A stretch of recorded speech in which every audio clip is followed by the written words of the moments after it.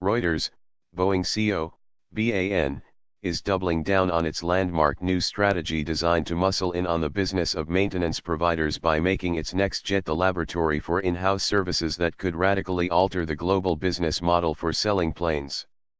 Unlike Boeing Co trademark's last all-new design, the 787 Dreamliner, its proposed new mid-market plane will not bring a flood of revolutionary technical designs to the drawing board.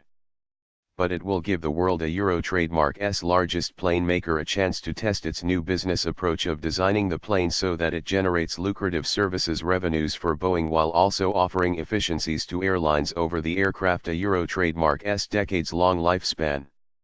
Along with production costs, the new approach could help Boeing decide whether to invest the $15 billion or more in development needed to build the jet.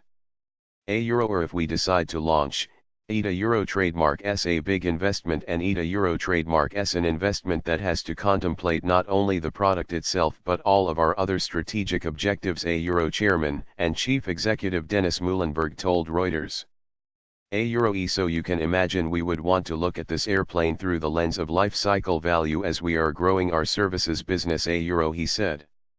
Until recently, Boeing and European trademark's Airbus, AIR.PA, sold planes with little involvement in the way they were operated and maintained. Instead, that was work carried out by their own suppliers or third-party shops. Heavy outsourcing on jets like the 787 expanded the trend by leaving suppliers, such as Mitsubishi Heavy Industries, 7011.T, which supplies the 787 trademark's carbon wings, in command of key components. While Boeing and others squeezed their balance sheets to launch jets, many of their suppliers used their design influence to forge profitable relationships directly with airlines as they conducted part swaps or repairs required by regulators. That seems a little out of balance, doesn't a trademark it, said Muilenburg, describing how the pendulum is now swinging back to give Boeing more control over parts and therefore the stream of aftermarket services that comes with owning a part a trademark's design. We do take the majority of the risk in developing new products, and we think that would cause us to want to gain the financial benefit of that risk-taking for the long term, he said. The long-term approach to the new jet is the latest evidence of changes in the $180 billion aero aftermarket as plane makers jostle with suppliers, and even airlines, for control of repairs, training, and data in pursuit of higher margins. Last year, Boeing centralized services formerly spread across the company in a new division with a goal to more than treble sales to $50 billion in a decade. The new unit posted operating margins of 15.4% last year, compared with 16.1% at United Technologies Aerospace Systems, UTXN, a major supplier, earned from selling new equipment, services, and aftermarket parts. Engineering depth.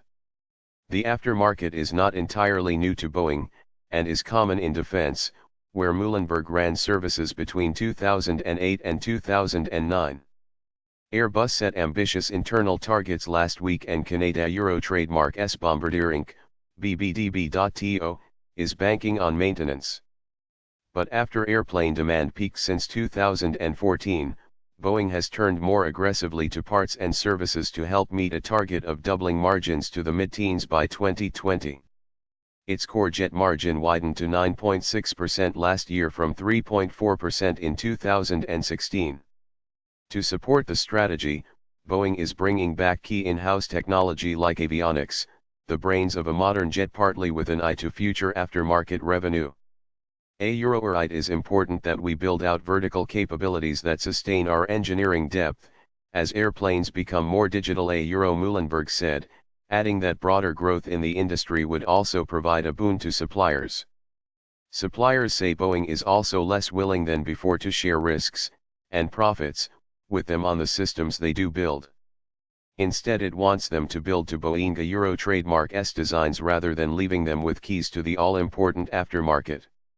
Already, there are signs the mid-market jet could see a swing away from risk-sharing towards straight procurement deals, the head of a major supplier told Reuters.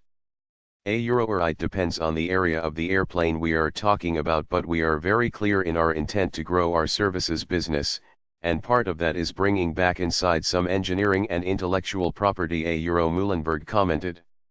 The downside of doing more by itself, suppliers and analysts say, is that Boeing could weaken access to outside innovation, import risk, and tie up capital and finite engineering resources. Depending on how far this goes, industry sources say it may also herald gradual changes in patterns of cash generation. While plane makers get paid on delivery, engine makers charge little upfront and make money on services provided over years. Some analysts say new plane manufacturer strategies suggest those business models could start to converge and put pressure on them to be more generous with discounts on jets. Muhlenberg declined to address pricing directly, but acknowledged Boeing Euro trademark's cradle-to-grave services strategy could have some impact on the timing of future income.